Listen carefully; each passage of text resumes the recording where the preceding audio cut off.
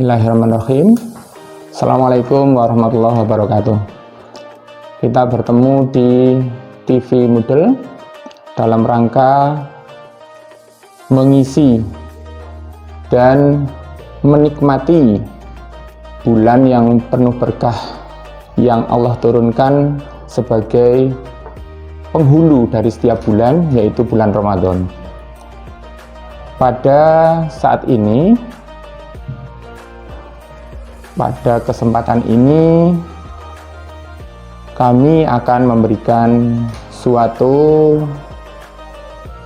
bahasan atau tata cara atau statement bagaimana cara kita mengisi bulan Ramadan dengan kegiatan atau amalan yang diharapkan oleh Allah sebagai umat untuk dapat memanfaatkan bulan Ramadan yang penuh dengan keutamaan, sehingga kita menjadi manusia yang nantinya dapat berakhir dengan prestasi la'allakum tattaqun. Kita mulai dengan tema kita, yaitu menjaga amalan di bulan Ramadan. Sebenarnya amalan itu tidak perlu kita jaga, tapi harus kita laksanakan. Oleh karena itu, kita kembali ke hakikat penciptaan manusia. Pada surat Az-Zariyat ayat 56, A'udzubillahi minasyaitonirrajim, wa ma khalaqtul jinna wal insa illa liya'budun. Yang terjemah secara bebasnya, tidak akan aku ciptakan jinna wal insa, jin dan manusia, illa liya'budun, kecuali untuk beribadah kepadaku. Di sini yang dimaksud adalah Allah. Oleh karena itu, hakikat dari penciptaan manusia yang sudah disampaikan di surat Az-Zariyat tersebut, maka harus kita cerna, kita hadapi, kita laksanakan bagaimana hakikat kita tercipta sebagai manusia untuk melaksanakan ibadah kepada Allah. Jadi di sini yang dimaksud liya'budun tidak hanya ibadah secara yang dimaksud seperti ibadah sholat, kemudian puasa, zakat, tetapi lebih kita perluas terhadap semua kegiatan atau amalan yang kita laksanakan dengan dasar kita laksanakan berdasar atas niat beramal kepada Allah. Jadi tidak hanya perintah sholat, perintah puasa, perintah zakat, sedekah dan sebagainya, tetapi yang lain pun juga kita jadikan sebagai amalan-amalan yang merupakan perintah Allah sebagai ibadah kita kepada didikan dulu.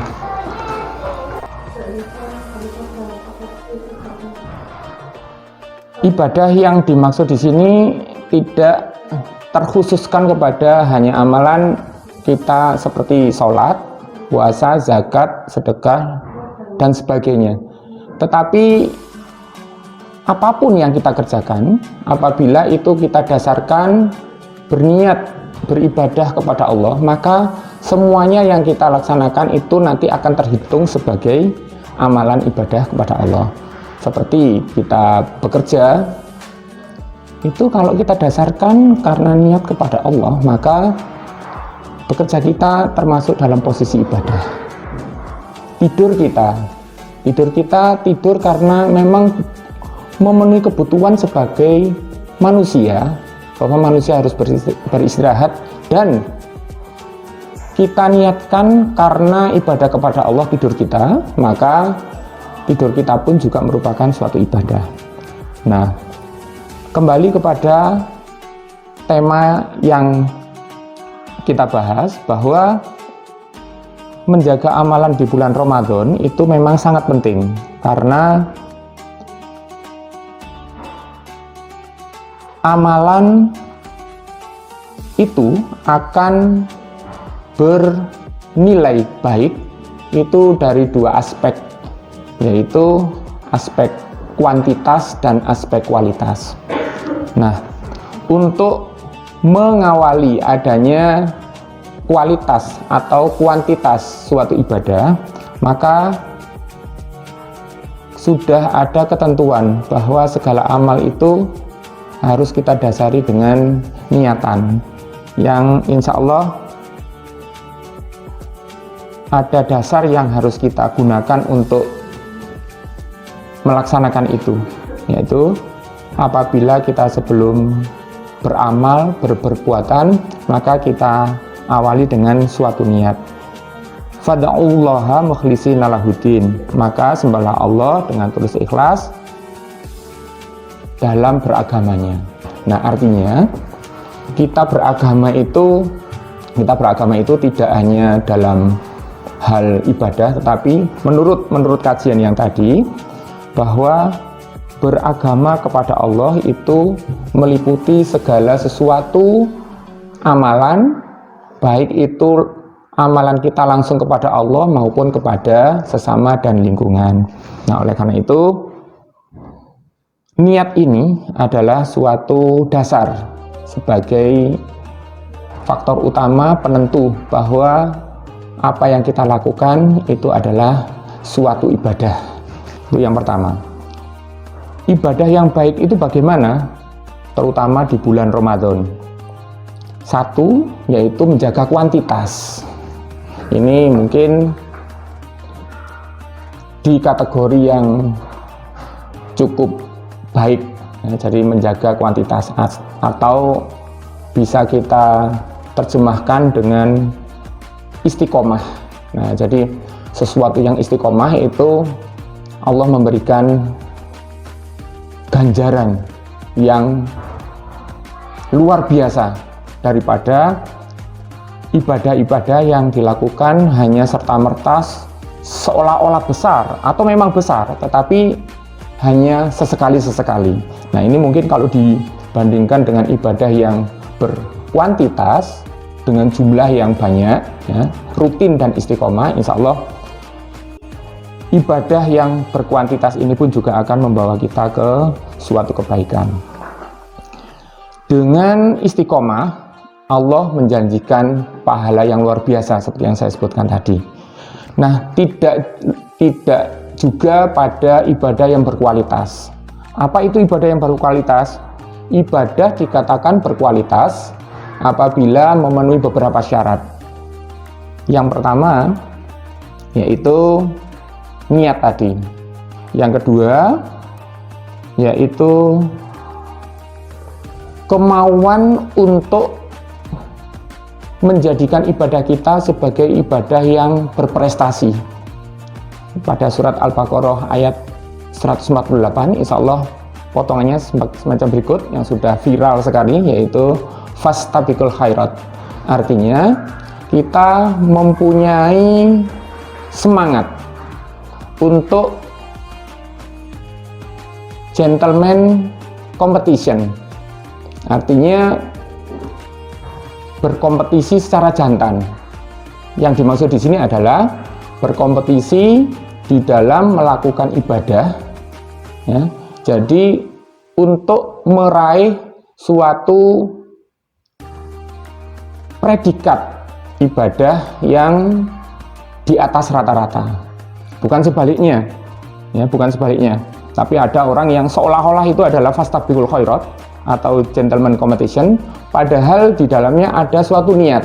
Nah, ini yang tidak kita inginkan, yaitu rivalry confrontation atau persaingan atau konfrontasi yang berdasar atas rival.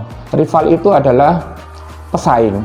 Jadi kalau kita beribadah, bekerja, kita melihat sesuatu karena rival, karena pesaing, nah itu jauh-jauh dari nilai pahala.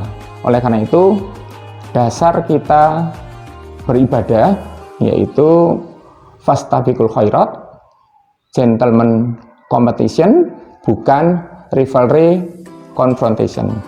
Itu yang kedua. Yang ketiga, nah ini sudah secara meluas bahwa segala ibadah itu harus kita laksanakan dengan ikhlas. Apa artinya ikhlas?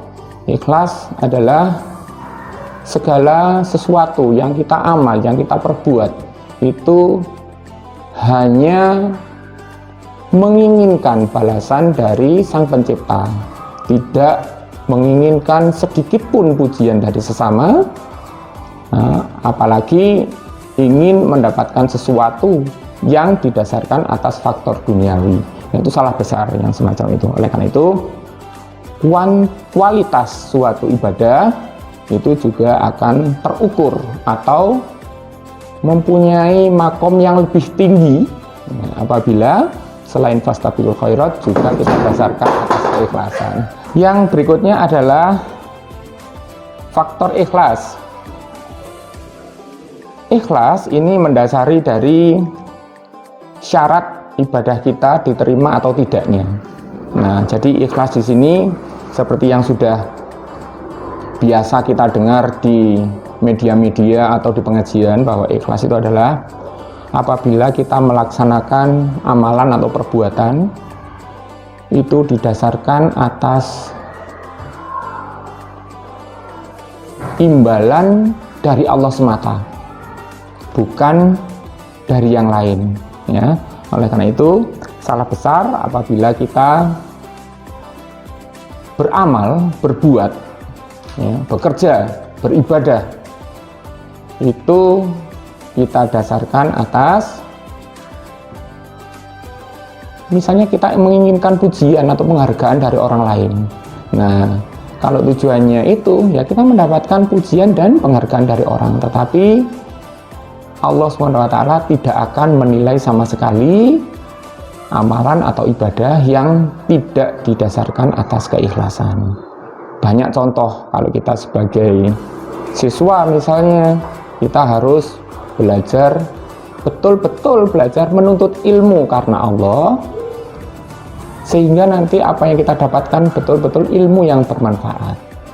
Wahai Rasulullah, mengapa engkau melakukan sholat malam sedemikian bersusah payahnya, padahal engkau adalah orang yang maksum, sudah terjamin maksum, terjamin terbebas dari dosa. Otomatis VVIP-nya surga itu sudah terjamin.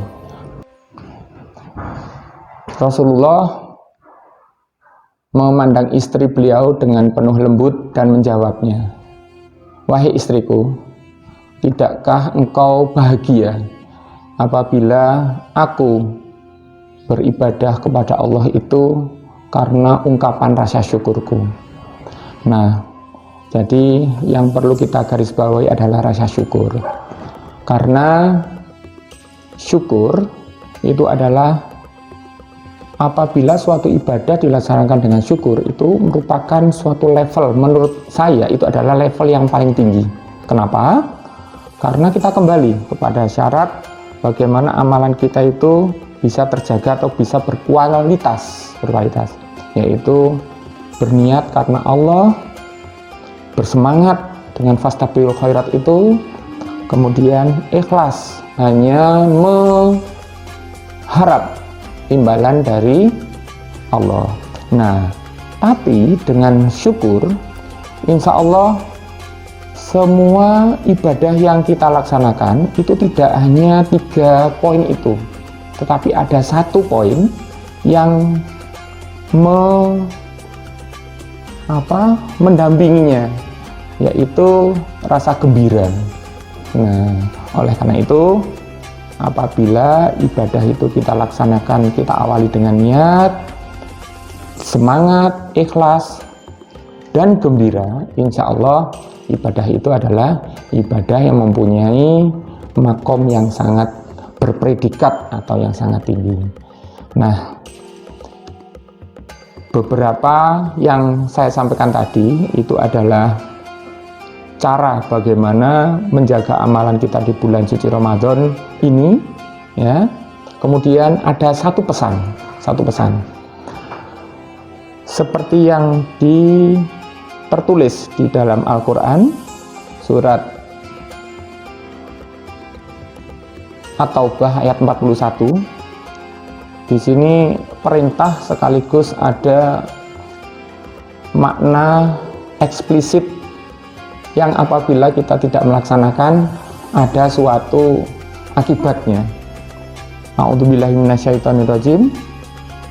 Infiru khifafau wa thiqalau wajahidu bi amwalikum wa anfusikum fi sabilillah. Dzalikum khairul lakum in kuntum ta'lamun.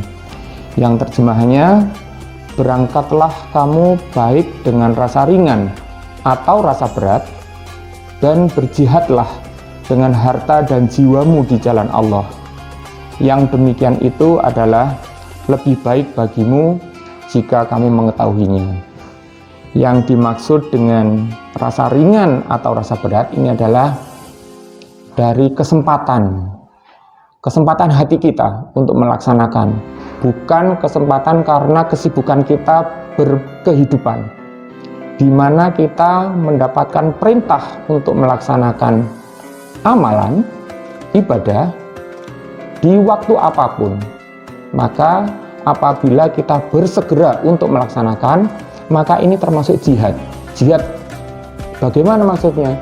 Jihad di kondisi, jihad di suatu yang tidak mendukung kalau kita melaksanakan ibadah itu.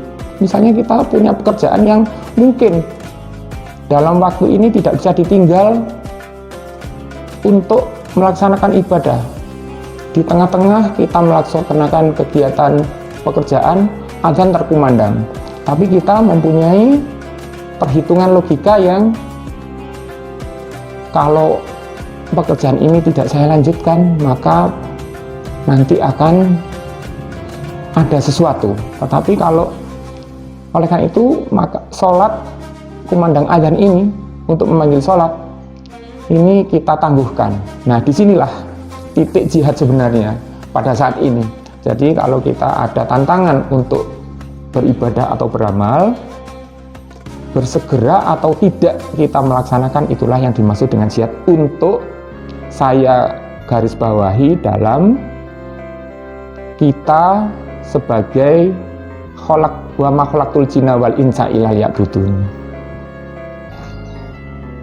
Kesimpulan untuk kesempatan ini bahwa untuk menjaga amalan di bulan Ramadan, maka satu, kita perbanyak amalan. Artinya kuantitas itu harus tetap, tetapi tidak melupakan yang kedua, yaitu kualitas. Demikianlah yang bisa saya sampaikan, semoga bermanfaat terutama bagi diri kami sendiri dan kepada pemirsa. Terima kasih, kurang lebihnya mohon maaf. Fastabiqul khairat. Assalamualaikum warahmatullahi wabarakatuh.